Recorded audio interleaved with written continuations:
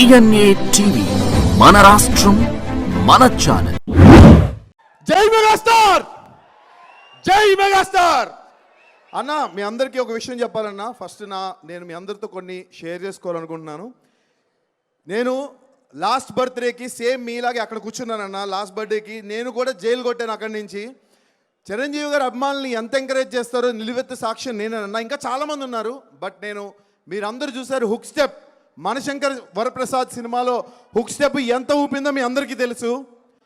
చిరంజీవి గారు నాకు అవకాశం ఇచ్చారు, ఇంటికి పిలిచి. ఆయన తలుచుకుంటే బాలీవుడ్ నుంచి లేకపోతే ఎక్కడెక్కడి నుంచో కొరియోగ్రాఫర్స్ని పిలవడం పెద్ద మ్యాటర్ కాదు. బాస్ ఒక చిన్న స్టెప్ అలా ఊపితే చాలు.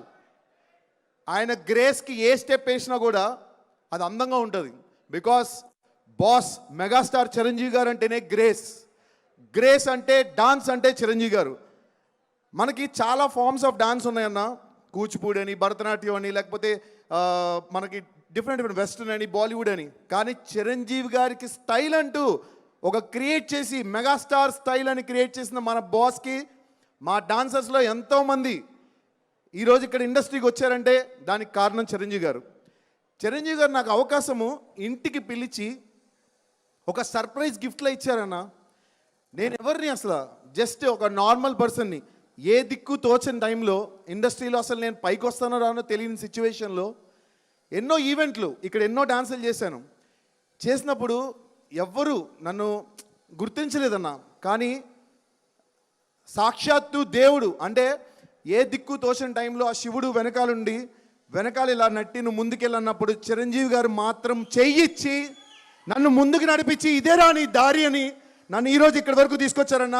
పచ్చిగా చెప్తున్నా, 5 వేళ్ళు ఈరోజు మా ఫ్యామిలీ తింటున్నామంటే దానికి కారణం చిరంజీవి గారన్నా, మెగాస్టార్ చిరంజీవి గారన్నా. ఈరోజు మీ అందరిలో నేను ఒకడిని, మెగా అమ్మల్లో నేను కూడా చిరంజీవి గారి సినిమా ఫస్ట్ డే సినిమా సత్యం థియేటర్లో ప్రతి సినిమాలో కూడా ఒక షర్ట్ ఎక్స్ట్రా నేను బ్యాగ్లో పెట్టుకుని, ఎందుకంటే షర్ట్ చిరిగిపోతుంది. టికెట్లు తీసుకోవాలంటే టికెట్ తీసుకుని లోపలికి వెళ్ళి ఇందిరా స్టెప్పులకి, మన హిట్లర్ స్టెప్పులకి ప్రతి ఒక్క స్టెప్ కూడా నేను డాన్స్ చేసేవాడిని. అంత అభిమానం నాకు చిరంజీవి గారు అంటే.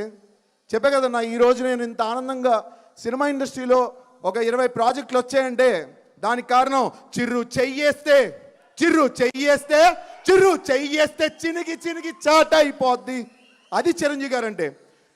చిరంజీవి సార్ మాలాంటి కళాకారుల్ని ఎంతోమందిని అసలు లెక్క పెట్టలేనంత మందిని, కొన్ని లక్షల మందిని మీరు ఎంకరేజ్ చేసి ఇలా ఒక పొజిషన్లో నిలబెట్టారు సార్.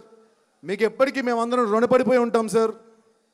చిరంజీవి గారు ఏ సోషల్ మీడియా లేనప్పుడు, ఎటువంటి ఇది లేనప్పుడు బ్లడ్ బ్యాంక్ రక్తదానం చేశారు, కంటి దానం చేశారు. ఈరోజు సోషల్ మీడియా వచ్చి చాలామంది మనకి ఎక్స్ప్లోర్ అయ్యి చాలామంది ఇది చేస్తున్నాం అది చేస్తామని చెప్తారు. కానీ ఎటువంటి సోషల్ మీడియా లేని టైంలోనే చిరంజీవి గారు రక్తదానం చేశారు. మా నాన్నగారు చనిపోయే పరిస్థితిలో ఉన్నప్పుడు కరోనా టైంలో నాకు స్వామినాయుడు గారికి నిజంగా చాలా థ్యాంక్స్ చెప్పాలి సార్. నాకు చిరంజీవి గారు బ్లడ్ బ్యాంక్ నుంచి ప్లాస్మా ఇప్పించారు. నేను ఆ రోజు మా అమ్మగారికి కరోనా టైంలోని మా అమ్మగారికి కానీ మా ఇంట్లో వాళ్ళందరికీ కూడా బ్లడ్ బ్యాంక్ వచ్చే మేము కోవిడ్ ఇంజెక్షన్స్ కానీ ఇవన్నీ కూడా తీసుకున్నాం. ఆ టైంలో మనకి చిరంజీవి గారు ఎంత సాయం చేశారో తెలుసు. ప్రతి ఒక్కరికి సాయం చేస్తారు చిరంజీవి గారు. ప్రతి ఒక్క ఇంట్లోని ప్రతి ఒక్క చిన్న ఈవెంట్లో కూడా ప్రతి దగ్గర కూడా చిరంజీవి గారు ఉంటారు. కానీ ఒక విషయం చెప్తున్నా అన్న, సోషల్ మీడియాలో ఎవడైతే తప్పుగా కామెంట్స్ పెట్టి ట్రోల్ చేసి పిచ్చిగా మాట్లాడుతున్నారో, ఇందాక బండ్లన్న చెప్పినట్టు వాళ్ళకి సునకానందం. ఏనుగు వెళ్తూ ఉంటే కుక్కలు మొరుగుతూనే ఉంటాయి, మనం పట్టించుకోవద్దు. Chiranjeevi garu is always on the top. నేను ఎప్పుడు చెప్తా ఉంటా, the one and only megastar Chiranjeevi garu. Sir we love you. మీ వెనకాల మేమందరం ఉన్నాం సార్. మా ముందు మీరున్నారు సార్, మా వెనకాల కూడా మీరున్నారు sir. Thank you so much. ఈ అవకాశం ఇచ్చినందుకు స్వామినాయుడు గారికి, అలాగే శివాచారి అన్నకి, అలాగే మా మనోహర్కి చాలా థ్యాంక్స్ అన్న. లవ్ యూ అన్న. ఒక్క హుక్ స్టెప్ మాత్రం మనందరం కలిసేద్దాం అన్న. అందరూ ఫోన్స్ ఓపెన్ చేయండి. ఫోన్ లైట్ ఓపెన్ చేయండి. Okay, ready.